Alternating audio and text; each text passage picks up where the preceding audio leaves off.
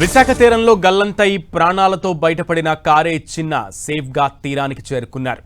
Helicopter సాయంతో INS డేగాకు కారే చిన్నాను navy సిబ్బంది సురక్షితంగా తీసుకొచ్చింది. అనంతరం వైద్య పరీక్షలు పూర్తి చేశారు. చిన్న పూర్తిగా ఆరోగ్యంగా ఉన్నట్లుగా వెల్లడించారు.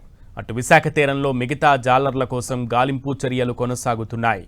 మరో 24 గంటలు సెర్చ్ ఆపరేషన్ కొనసాగుతుందని అధికారులు తెలిపారు. 3 హెలికాప్టర్లు 4 షిప్లతో రెస్క్యూ కంటిన్యూ అవుతోందన్న అధికారులు వాయుగుండం ప్రభావంతో గాలింపు చర్యలకు కాస్త ఆటంకం కలుగుతోందన్నారు. ప్రయత్నాలు కొనసాగుతున్నాయని చెప్పారు. ఇక ఈ నెల 1వ తేదీన 7గురు మత్స్యకారులు చేపల వేటకు వెళ్లారు. శనివారం మధ్యాహ్నం వరకు వేట సవ్యంగానే సాగింది. అల్పపీడనం కారణంగా సముద్రం అల్లకల్లోలంగా మారింది.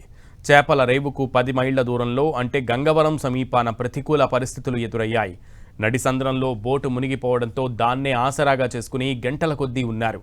ఎటు వెళ్లాలో ఎక్కడికి వెళ్లాలో తెలియక సాయం కోసం ఆర్తనాదాలు చేశారు.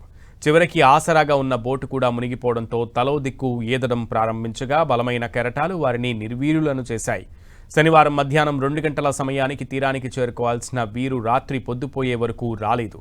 గల్లంతైన సమాచారం రాత్రి 10 గంటలకు వెలుగులోకి రాగా ఆ వివరాలు అధికారులకు చేరేసరికి అర్ధరాత్రి అయిపోయింది.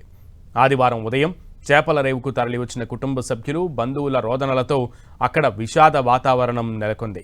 ప్రమాద ఘటన గురించి తెలిసిన వెంటనే ఏపీ సర్కార్ అప్రమత్తమైంది. పలువురు మంత్రులు, ఎమ్మెల్యేలతో సీఎం చంద్రబాబు మాట్లాడారు.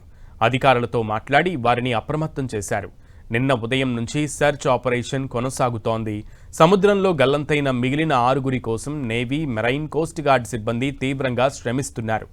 ప్రతికూల వాతావరణంతో సెర్చ్ ఆపరేషన్కు ఆటంకాలు ఎదురవుతున్నట్లుగా తెలుస్తోంది.